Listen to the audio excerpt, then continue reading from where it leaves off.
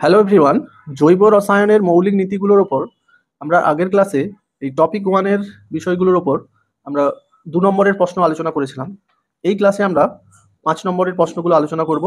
ভিডিওটা প্রথম থেকে শেষ পর্যন্ত দেখতে থাকো, তাহলে তোমাদের জৈব রসায়ন সংক্রান্ত অনেক ডাউট কিন্তু ক্লিয়ার হবে। রয়েছে 2 বিউটিনের কতগুলি সমাবয়বী সম্ভব তা গঠন চিত্রসহ লেখো এবং তারা কি ধরনের সমাবয়বতা দেখায়। তাহলে 2 বিউটিন বলতে এখানে বলতে চাইছে বিউট টুইন। এই যে ইনের পজিশনটা টুটা আগে লিখেছে, তো পুরোনো নিয়মে এরকম লেখা যেত। তাহলে বিউট, তাহলে 2 পজিশনে আমি কার্বনগুলো তাহলে 4টা বিউট মানে 4টা কার্বন লিখে দিলাম। এবার 2 পজিশনে রয়েছে ডাবল বন্ড। এবার আমি বাকিগুলো হাইড্রোজেন দিয়ে ফিল আপ করে দিচ্ছি। হাইড্রোজেন দিয়ে কিভাবে ফিল আপ আমি আগের ভিডিওতে বলেছিলাম। তো এটা দিয়ে আমি দুটো সমাবয়বী গঠন আঁকতে পারি।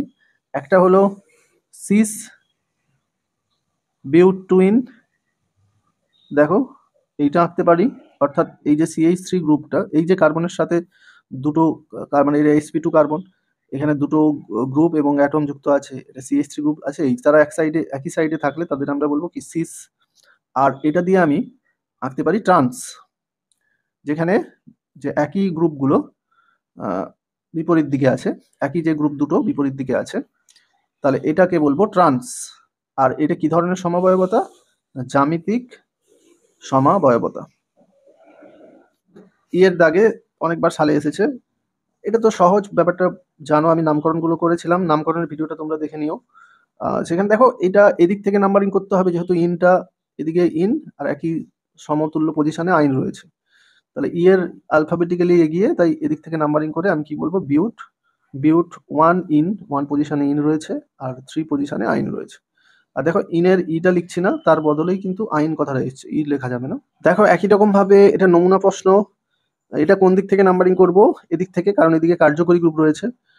ডবল বন্ডকেও আমরা কার্যকরী গ্রুপ ধরি, কিন্তু এরা প্রায়োরিটি অর্ডারে এগিয়ে, তাহলে একে আমি 1 2 3 4, তাহলে এটা হয়ে যাচ্ছে বিউট 1 2 3। তাহলে 3 পজিশনে ডবল বন্ড আসছে, তাহলে 3 ইন। তাহলে ই লিখবো না, কারণ ওইক অ্যাসিড, ভাইল ওইক ও ভাইবেল, মানে তারপরে যে কার্যকরী group suffix, secondary suffix ওইক acid. আজকের ক্লাসে আমরা সব আইউপিএসসি নামকরণগুলো করছি না, যেটা একটু কঠিন আমার মনে হবে সেটা আমি করে দিচ্ছি। দেখো এটাও 2 হাইড্রোক্সি 3 মিথাইল বিউটানোইক, তাহলে মানে রিভার্স নোমেনক্লেচার। তাহলে আগে বিউট দিয়ে 4টা কার্বন লিখে নিয়ে পজিশন অনুযায়ী প্রতিস্থাপক এবং কার্যকরী গ্রুপ দেবে। সংকেত আঁকছি, বলা হচ্ছে N methyl propan two amine. দেখো এই যে N methyl, N N dimethyl, এই অ্যামিনগুলো কি প্রাইমারি অ্যামিন, সেকেন্ডারি অ্যামিন, এগুলোর নামকরণ কিভাবে করা হয় আমি বলেছি। তো সেই অনুযায়ী দেখো আমি গঠন সংকেতটা লিখবো। তাহলে প্রোপান আছে, প্রোপ আছে মানে 3টে কার্বন, মূল নাম প্রথম দিয়ে আমি কার্বনটা বসিয়ে নিলাম। প্রোপ আন মানে সব সিঙ্গেল বন্ড। এবার 2 পজিশনে রয়েছে অ্যামিন, 2 পজিশনে অ্যামিন এন। এবারে এইখানে এন এর সাথে যুক্ত রয়েছে মিথাইল, তাহলে এন এর সাথে যুক্ত রয়েছে CH3 গ্রুপ। এবারে বাকি দেখো আমি হাইড্রোজেন দিয়ে ফিল আপ করে দিচ্ছি। এবারে এইখানে দেখো অ্যামিনে তো NH2 হয়, তাহলে একটা এইচ এর বদলে রয়েছে মিথাইল, তাহলে আরেকটা এইচ আসবে। তাহলে এটাই হয়ে গেল, দেখো এন মিথাইল প্রোপ আন টু অ্যামিন। এই 2 এর সি এর আইপিএসসি নামটা একটু দেখে নেব, সংসদে এসেছে। দেখো এই এটা হচ্ছে বন্ধন রেখা সংকেত, বন্ধন রেখা সংকেত আমি এটা লিখে নিয়েছি। দেখো এর বন্ধন রেখা সংকেত কিছু নয়, এটা ঘাবড়ে যাওয়ার কিছু নেই, এরকম গঠন দেখে এগুলো বরং সহজই হয়। তো দেখো এইগুলো কার্বন, এইগুলো কার্বন। তো সেই অনুযায়ী তুমি তাহলে নাম্বারিং করো। দেখ এদিক থেকে নাম্বারিং করলে প্রথমেই প্রতিস্থাপক পেয়ে যাচ্ছি 1 2 3, এদিক থেকেও 1 2 3। তাহলে এই পয়েন্ট থেকে দুটো গ্রুপই একই রয়েছে, মানে একই কার্বন শৃঙ্খলের।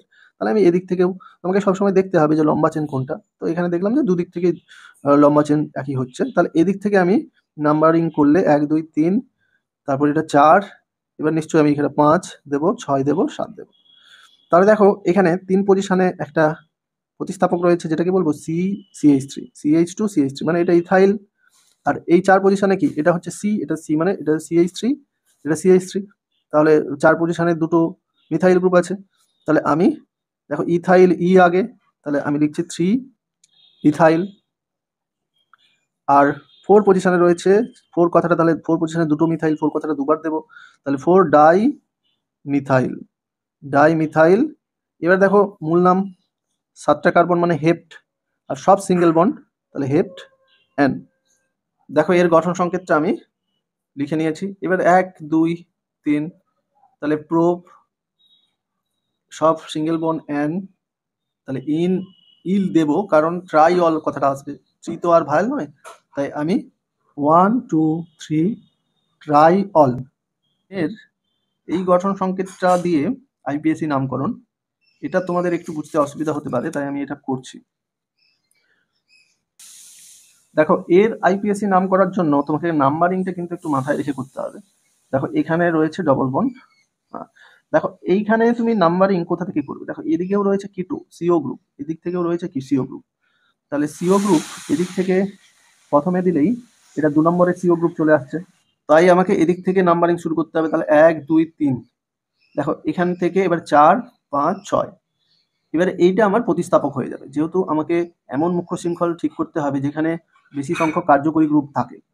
তো এখানে আমি 1 দিলাম, 2 3 4 5 6, এই যে 3 পজিশনে রয়েছে এই প্রতিস্থাপকটা। তাহলে আমি আগে প্রতিস্থাপকের নামটা লিখবো, তাহলে 3 লিখে দেখো এই প্রতিস্থাপকের আবার সাথে একটা জায়গায় আবার ক্লোরো আছে, মানে ক্লোরিন আছে। তাহলে দেখো 3 পজিশনে এইটা হচ্ছে আবার এর, তুমি এই প্রতিস্থাপকটা এইখান থেকে কার্বন কার্বন, এটা ক্লোরিন, এর আবার নাম্বারিং করো 1 2, তাহলে 2 পজিশনে এসছে আবার দেখো ক্লোরো, তাহলে আমি ফার্স্ট ব্র্যাকেটের মধ্যে লিখবো 2 ক্লোরো, 2 ক্লোরো, এটা কি ইথ, ইথ অ্যান্ড এবারে যেহেতু এটা একটা অ্যালকাইল গ্রুপ, এটা প্রতিস্থাপক, তাহলে আমি এইখানে ই না দিয়ে লিখবো আইল, বাস এইটার আমার প্রতিস্থাপকের নাম লেখা হয়ে গেল। এবারে আমার মূল নামে চলে আসি, তাহলে মূল নামে আছে হেক্স, হেক্স, আর আমার এখানে ডবল বন্ড রয়েছে, তাহলে এদিক থেকে শুরু করে 5 নম্বরে ডবল বন্ড রয়েছে 5 ইন, তাহলে ইনের ইটা দিচ্ছি কারণ পরে ডাই ওন আসবে, দেখো দুটো পজিশনে ওন রয়েছে, তাহলে ডাই ডি, তাহলে এইখানে 2 আর এটা 4 2 4, এটা আমি লিখবো ডাই ওন। 9 2 রয়েছে রেসিমিক মিশ্রণ, 2024-এর নমুনাতে আছে। রেসিমিক মিশ্রণ তোমরা স্টিরিওকেমিস্ট্রি বা ত্রিমাত্রিক সমবায়বতাতে পেয়ে যাবে। তো সেটা কি না, দুটো যে এনানসিওমার বলতে দুটো যৌগ যারা পরস্পরের সাথে দর্পণ সম্বন্ধযুক্ত, দর্পণ সম্বন্ধযুক্ত দুটো আইসোমার পরস্পর, যে তাদের আমরা এনানসিওমার বলি, সেই এনানসিওমার যে গঠন দুটো, তাদের যদি আমরা 50% 50% নিয়ে একটা মিশ্রণ তৈরি করি, অর্থাৎ আমি যদি বলি, দেখো একটা উদাহরণ দিয়ে তোমাকে যদি বলি, ল্যাকটিক অ্যাসিড একটা আলোক সক্রিয় যৌগ, তার এনানসিওমার পাওয়া যাবে। তাহলে এইটা আমি যদি মিরর ইমেজ একটা এঁকে নাও, তাহলে এর মিরর ইমেজ আঁকলে পাওয়া যাচ্ছে এটা। তাহলে এইটা দেখো এই যে দুটো যৌগ, এরা কিন্তু পরস্পরের ত্রিমাত্রিক সমাবয়ব। তো এই ত্রিমাত্রিক সমাবয়ব এরা, এদের সঙ্গে এই দুটো যৌগ, এই দুটো গঠন পরস্পরের সাথে কি সম্পর্কযুক্ত, দর্পণ সম্বন্ধযুক্ত। এই দর্পণ সম্বন্ধযুক্ত যৌগ দুটোকে আমরা বলি এনানসিওমার। আর বলা হচ্ছে রেসিমিক মিশ্রণ বলতে বলা হচ্ছে যে এই দুটি এনানসিওমারের সম আণবিক পরিমাণ নিয়ে যে মিশ্রণ তৈরি করা হয় তাকে বলা হয় রেসিমিক মিশ্রণ। দেখো এইগুলো আলোক সক্রিয় যৌগ, মানে আলোক সমতল সমবর্তিত আলোকে রোটেট করতে পারে, কিন্তু রেসিমিক মিশ্রণ আলোক নিষ্ক্রিয় হয়। কারণ তোমরা বুঝতে পারছো, একটা যৌগ যদি আলোকে ঘড়ির কাঁটার দিকে যতটা ঘোরালো, অন্যটা কিন্তু বিপরীত দিকে ততটাই ঘোরাবে, তাই ওভারঅল কি হয়ে যাবে, 0 হয়ে যাবে। রয়েছে যে মেসো টার্টারিক অ্যাসিড আলোক নিষ্ক্রিয় কেন, এটাও 2024-এর প্রশ্নে আছে। তাহলে মেসো টার্টারিক অ্যাসিড তোমাকে কিন্তু দেখো কিছু কিছু, যেমন আমি ল্যাকটিক অ্যাসিডের গঠনটা এঁকে ফেললাম, টার্টারিক অ্যাসিড, এই দুটো যৌগের গঠন তোমাদের কিন্তু জেনে নিতে হবে। টার্টারিক অ্যাসিড বলতে COOH গ্রুপ, COOH গ্রুপ, আর এর দুটো হচ্ছে কাইরাল সেন্টার রয়েছে, অপ্রতিসম কার্বন রয়েছে দুটো। তাহলে এই যে এখানে একটা ওইচ, এবার ওইচ দুটো যদি একই দিকে রাখি তাহলে সেটা মেসো টার্টারিক অ্যাসিড হয়ে যাবে। ওইচ দুটো যদি পরস্পর বিপরীত দিকে থাকে, এদিকে ওইচ একটা, এখানে যদি ওইচটা এইদিকে থাকতো, তাহলে সেটা আলোক সক্রিয় টার্টারিক অ্যাসিড হয়ে যেত। তো মেসো টার্টারিক অ্যাসিড আলোক নিষ্ক্রিয় কেন, এটা প্রশ্ন। তাহলে এটা হলো আমার মেসো টার্টারিক অ্যাসিড। এবারে এটা আলোক নিষ্ক্রিয় কেন, বলবে যে প্রতিসাম্য তল পাচ্ছি, প্রতিসাম্য তল। আমি প্রতিসাম্য তল আগের ভিডিওতেই বলেছিলাম। প্রতিসাম্য তল বলতে এমন একটা, এই যৌগের মধ্যে এমন একটা তল আমি কল্পনা করতে পারছি যে তল দুটো, যে দুটো যৌগকে যে দুটো অংশে ভাগ করেছে তারা পরস্পরের দর্পণ প্রতিবিম্ব। এর মিরর ইমেজ এটা হয়ে যাচ্ছে, এর মিরর ইমেজ এটা। তাহলে কি এটা বলবো কি, প্রতিসাম্য একটা উপাদান যেটাকে বলা হচ্ছে প্রতিসাম্য তল, প্লেন অফ সিমেট্রি। তো এই যে প্রতিসাম্য তল থাকার জন্য যৌগটি কি আলোক নিষ্ক্রিয় করে।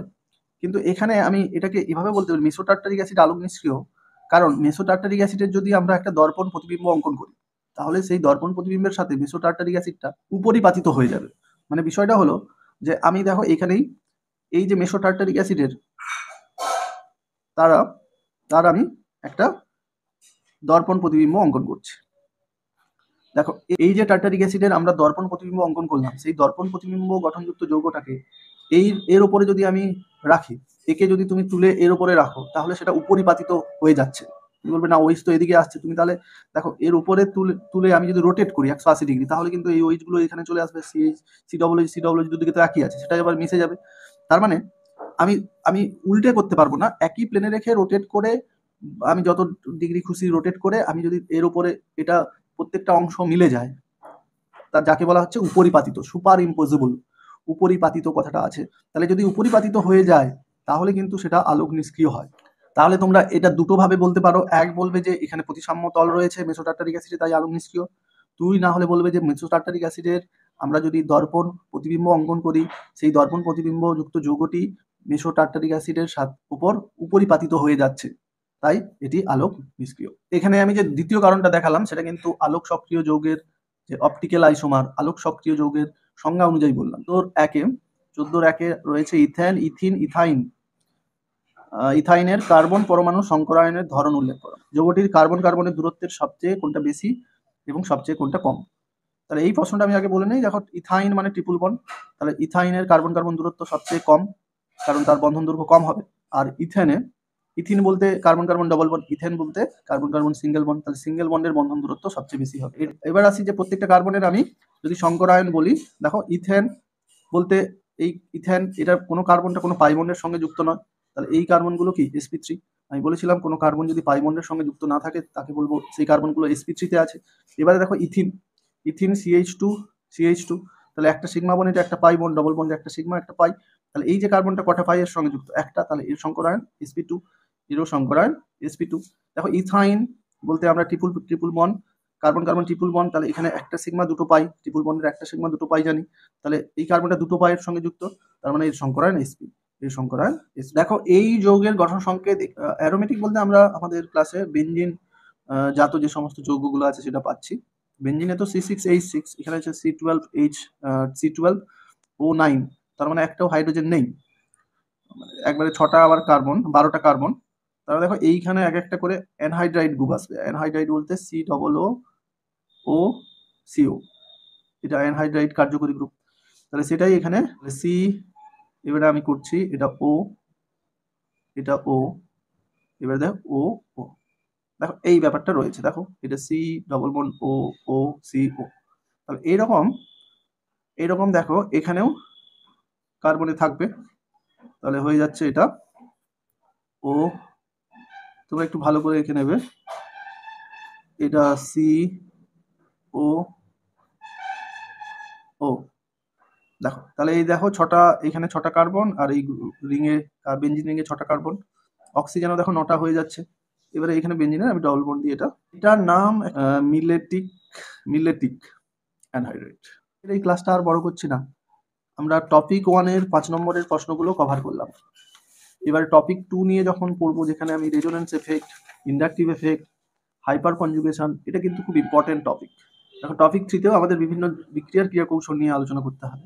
তো তোমরা আমার চ্যানেলটা সাবস্ক্রাইব করে দিয়ে বেল আইকন প্রেস করে দাও, তাহলে বাকি ভিডিওগুলো কিন্তু তোমরা পেয়ে যাবে। হাইড্রোকার্বন যেটা খুব ইম্পর্টেন্ট, যেগুলো রিয়াকশনগুলো তোমরা কিভাবে মনে রাখবে তার আমি টেকনিক বলে দেবো।